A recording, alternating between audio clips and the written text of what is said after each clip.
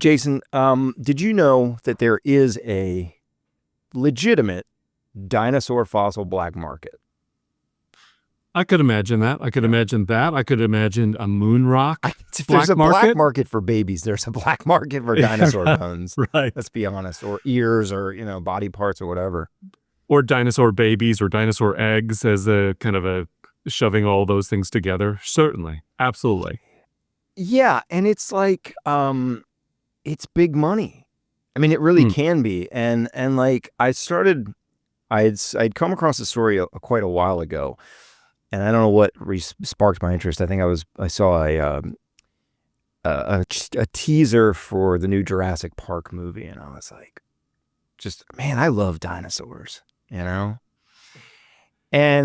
so I feel like a kinship almost in a way with this guy in the story, because like every, I don't know, 9-year-old boy, I don't know about girls, but every 9-year-old boy is in love with like sharks, monster trucks, and dinosaurs. Boy loved dinosaur. Yeah. Yeah. And so I don't know, in some alternate reality, I could have been this guy, Eric Prokopki. His life was shaped by a childhood fascination with the prehistoric world. Growing up in Central Florida, he was surrounded by a landscape rich in fossils, from shark teeth to mastodon remains. At around 5 years old, Prokopi discovered a fossilized shark tooth. And that was an event that sparked a lifelong obsession. And it's true, man. I found in my garage, side note, I was cleaning my garage recently, and I found a shark jaw that I got when I was like probably, I don't know, 9 or 10 at the beach with my family. I still have it. Well, when my wife's family had a place down at Wrightsville Beach, North Carolina, they would rent it out during the fall season when they couldn't get down there. Yeah. And in one of the drawers was one of those megalodon shark teeth. Oh, yeah. The ones that are like big ones. I'll share a picture. Yeah, like the size of a softball. Bigger. Yeah.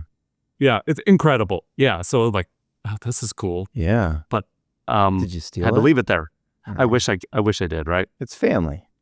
Yeah. They'll forgive you. No, is it a real one? It's a real one. It was left by the renter, who I think was going to come back and pick it up. But man, it is really, really cool. What a find. Yeah. I never find anything cool like that. I see stories on the news of kids like walking along the beach and there was one recently, like maybe a year or so ago, in South Carolina or somewhere like that. And he's like walking around and finds this giant fossilized shark tooth worth, thousands of dollars. I find glass and bottle caps, plastic bottle caps. Cigarettes. Yeah. So yeah, waterlogged cigarette butts. As a teenager, Prokopi spent countless hours combing beaches and riverbeds, developing both a deep appreciation for paleontology and a keen eye for valuable finds. His early interest in fossils transitioned into a professional pursuit in his young adulthood. He took a cataloging job at the Florida Museum of Natural History, where he learned the skills of, fossil preparation and restoration and all that stuff. Eventually struck out on his own, founding businesses such as Everything Earth and Florida Fossils, which specialized in acquiring, preparing, and selling fossils to museums and private collectors, which is kind of like what Indiana Jones did, if you're wondering, I think. Right? The Florida version. Yeah. By the early 2000s, Prokopi had established himself as a prominent commercial fossil dealer.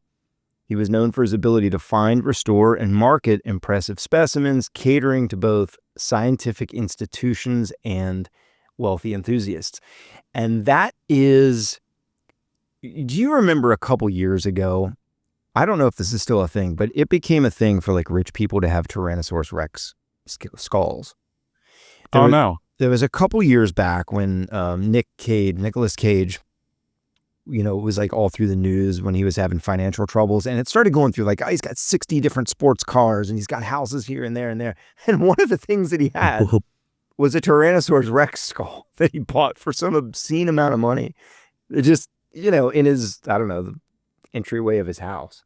Yeah, it's not good enough to have deer antlers in your Buddy. in your trailer anymore. You've got to have the real dinosaur thing. Not when you're Nick Cage. But I would love, if I had the money and a house big enough to like for that to make sense to have that. I would 100%, a fake one even. Yeah.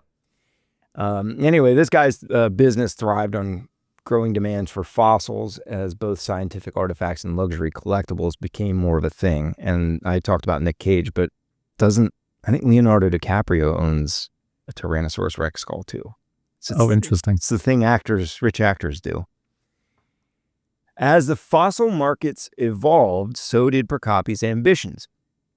He realized that the most lucrative opportunities lay in acquiring and selling large, dramatic dinosaur skeletons. The shift in focus brought him into contact with fossils from Mongolia and China, regions both known for their rich deposits of dinosaur bones, but also for their strict export laws. They're one of those places where if you find it here, it's ours. Yeah. And it goes straight into a museum or, I don't know, the presidents, prime ministers. A lot of buried treasures are that way, or shipwrecks, or things like that, where it's very territorial of like, yeah, you found it, but there's only so much you can do. Yeah, you can I think you get maybe a finder's fee, but they want to take the rest for the. I mean, seriously, like there's a big story of a guy he's in prison right now. Maybe I should do this on next week's episode, but he found a huge treasure in a sunken ship, and they arrested him because he wouldn't tell where it was, because it was the same situation. Like they're like, all right, well, show us where this treasure is, and he's in jail because he keeps going, I don't know, I forgot where it's at. I'll do it. I'll do that one on another episode. It's funny. In 2006, anyway, this guy Prokopi made a pivotal purchase at a Denver fossil trade show. The disarticulated skull of a Tarborosaurus batar, a close relative of the Tyrannosaurus Rex, for $18,000. It looks, from what I can tell, it looks almost the same as a T-Rex. It's just slightly smaller. But I thought $18,000 is a steal, man. What? I mean, it was for a freaking T-Rex skeleton. Yeah, the whole thing or just the head? The whole thing, yeah. Or at least most of it, disarticulated. So I mean, you'd have to put it together. You're essentially buying a giant box of bones with no instructions. The IKEA dinosaur without the instructions. Without the instructions, no, yeah. Wow. The specimen was routed through Japan and mislabeled on customs forms as fossil stone pieces, a move that he would repeat numerous times as he started getting into these bigger purchases and trying to get them from places where he wasn't really allowed to be getting them from. He also would label them vaguely, such as reptiles. Can you imagine, you've got huge crates, these huge heavy wooden crates, and it's labeled as reptiles. And the guy at the customs place is like, all right. It's like labeling in Indiana Jones sarcophagus. Like pay no attention to this. Or never you mind. He would also claim fossils from places like Great Britain, where I guess it's much easier to import them into the U.S. They don't have the same standards or whatever. And he would also undervalue fossils if you're claiming the amount of money that they're worth. I guess. I mean, how would the guy at customs at Hartsfield-Jackson Airport in Atlanta, or SFO, how would they know? That's what I don't understand about. Why would you even do that?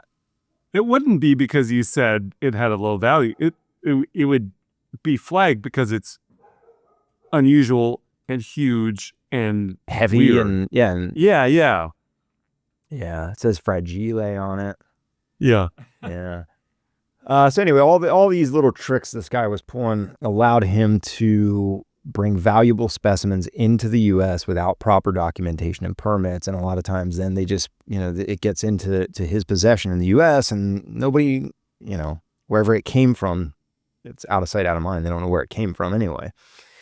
Prokopi worked, or Prokopi, I don't know if it's Prokopi or Prokopi. He worked with the fossil dealer in Japan who had a source within Mongolia. And this network of intermediaries likely helped to obscure the direct origin of all of these fossils and make it harder to trace them back to Mongolia, which again is a place that is very strict. Like if it's found here, you know, it stays in the country. It's very, even as like a legitimate sale, if they wanted to say, it's very difficult. A lot of times they'll give, if you go to the museum, like a natural history museum, and you have a T-Rex skeleton, sometimes those are actually on loan from a different museum from elsewhere in the world. They don't actually own it. Yeah. Prokopi's most ambitious project came to a head in 2012. He'd spent over a year assembling a nearly complete Tarbosaurus batar skeleton, which he brought to auction in New York. The event drew widespread attention, with the skeleton described as, quote, a superb Tyrannosaurus. So right there, he's lying. It wasn't even the same dinosaur, but it would make more money. And it got a winning bid of over $1 million. The government of Mongolia, recognizing the cultural significance of the fossil and its probable origin within their borders, intervened. A Mongolian paleontologist identified the skeleton as originating from Mongolia, leading to a legal battle for its repatriation. And actually, the U.S. government gets in and steps in on behalf of Mongolia, file a civil action to seize the bones, and Homeland Security actually played a role in all this. I mean, think about that. For a dinosaur fossil, the dinosaur skull, it's a big, like, that's a lot of moving pieces. You know, that the value, obviously, but I guess the cultural significance of that, you know, they're not making any more of them. You've got to make sure that these things are treated, so, or they are, in a theme park in Fiji. But you know, you got to make sure, like, everybody's gone to a museum at least once in their life to see these bones. The Atlanta, the Fernbank Museum here, if you have never been, they have a like Brachiosaurus skeleton and a T-Rex, and it is so impressive when you walk into this giant rotunda and just how big and awesome it is. And you've got to make sure that these things are, I guess, accounted for and cared for, right? Because they got to be around forever.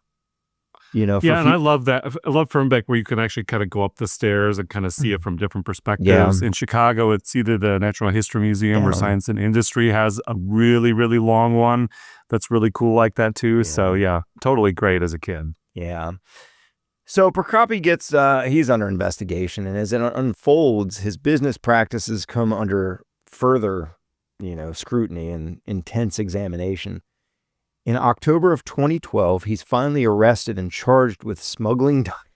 This is the charge: smuggling dinosaur fossils into the U.S., including that Tarbosaurus batar and other specimens from Mongolia. The charges alleged that Prokopi had engaged in a scheme to illegally import and sell fossils that were the rightful property of their countries of origin. So, I mean, potentially that's a pretty big deal when you think about it, because you could have 6 or 7 or 10 countries coming after you. He faced, you know, when you talk about legal consequences, he could have gotten up to 17 years in prison for what he did. And in December 2012, he pleaded guilty to the charges, admitting to his role in the illegal importation and sale of dinosaur fossils. The plea agreement led to the forfeiture of numerous fossils and marked the end of his career as a commercial fossil dealer. I don't think he's allowed to do it anymore.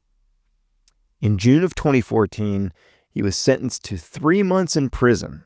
So he made off, all things considered, pretty well, because he was cooperative. You know? Yeah. And I would bet, I didn't see this anywhere, but I would bet he also kind of rolled over on some people and said, hey, look, this is how I did it. This is how other people are doing it.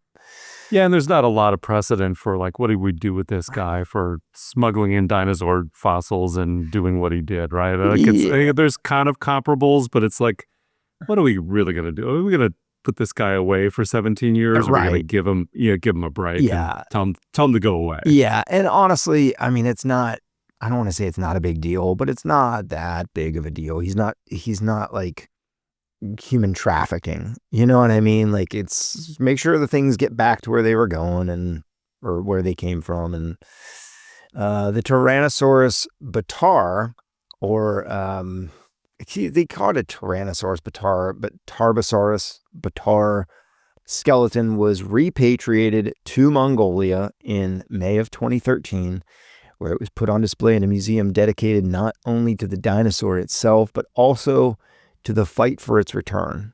And we'll show pictures of that on the YouTube.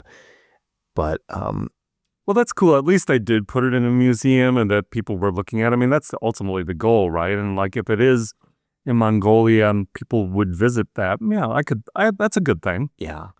There's another one that was a big, there was a big fight over that, and I can't remember it. It was a female Tyrannosaurus Rex skeleton. It's a very famous one. I cannot remember the name of that. They gave the skeleton a name, but it was really famous. And there was a very similar fight like this, and it got stolen or something, and they ended up getting it back. And I think it's in Utah or Montana. It's in a museum there, but that's also part of the story of this. And when you go to see it, they talk about that aspect of it too. And it's like, man, the thing comes 60 million years and then another year or two.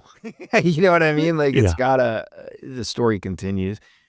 I thought it was cool, man. I think I love dinosaurs, always have. Do you think, I mean, I know we're both in the world of, I mean, the reason that Jurassic Park or Jurassic World works as a franchise is because there's some level of believability to the audience when you watch something like that says they could probably, find the DNA and make it. And obviously there's already kind of, what are they, like hybrid woolly mammoths and like mice or something, like with their hair everywhere. It's really crazy. Do you think that will actually, do you think some version of like a woolly mammoth will come back in our lifetime? I want to say I read something recently that they're actually like very close to doing that. I think it becomes more of a what's the word I'm looking for? Like should we or shouldn't we, even though we can? Like ethical. That sounds just like one of the lines in Jurassic Park. Yeah. Like, what does he say? We spent so much time trying to think if we could. We didn't stop to think if we should. Yeah. But that's true. And I mean, it's like cloning humans. That's the age-old question of since science has even been remotely close to possibly being able to do that. But I mean, it's like, even if we can, like, there's just something that goes against nature. Nature selected, for whatever reason, dinosaurs to be gone. Should we bring them back? Should we bring woolly mammoths back or anything else? I think you're going to see it. And I think that the resistance on things like that is going to be reduced because of things like our acceptance around AI. Should we do this? Should we automate? Should we use AI? And when it becomes part of your life, your resistance drops in terms of like, should we or shouldn't we? Because it just becomes a fabric of the society. Just like making like CRISPR gene editing and saving lives. It's like, well, the box is open. If you want to make a woolly mammoth, go right ahead. Like, I think people are just going to do it because of wealth and power and the ability to know all the steps to be able to do it. It'll be really interesting to see if that comes to pass. Well, I was just looking at it. I'm looking at this on the computer here, but I read that there is a wolf, a species of wolf that was brought back from extinction. Did you read about that? Yeah. Like Game of Thrones. Yeah, it became extinct 12,500 years ago. Yeah. And they this is using using de-extinction technology. That sounds like a little ray that they did. De-extinction. It's like the undo key on your keyboard. Yeah, we just undid it, right? Dude, for anybody who doesn't work in like these creative programs, Command Z or on your computer is like to quickly undo something that you just did. And when I'm working a lot on the computer, no joke, I was doing something in my garage and I knocked a thing over, and my first instinct that flashed through my head was Command Z. And it was a legitimate, and I was like, wouldn't that be great? Yeah. Yeah. Just a little, like you hit your right ear and it's an undo or something. Yeah. Yeah. So anyway, it's going to be wild out, right? It is. It's going to be wild. Yeah. And I think like, that probably will happen. I don't think we're going to bring back dinosaurs and stuff. You know, I don't think that's really even going to be possible, but yeah, the wolf, things like that, like a dodo bird, like it would be cool to bring that back, you know? And here I am believing that we will bring those things back. We're kind of flipping the dinosaurs. Yeah. That's not, dude, they don't have DNA. Like that whole Trapped in Amber, the Jurassic Park story it's great storytelling, but it's ridiculous. The DNA is dead. They find whole eggs sometimes with the little babies inside. That's all I'm saying. That's true. That's true. There are actually dinosaur. This has become a whole dinosaur episode. I'm okay with it. There's a dinosaur. I saw this too the other day. I was researching for this, but in amber, it's a part of a dinosaur's tail that they can see feathers and skin and stuff. It was It's really crazy, man. I mean, yeah, I don't know if I think we should bring back dinosaurs and what are those giant boa? What are those? The giant boa constrictor that was like 40 feet long and like I'm probably not. Good. We're not ready for that. That's it, man. That's this episode of How It All Went South. Thanks for joining us. I'm Sean. He's Jason, and we'll see you next time. Later.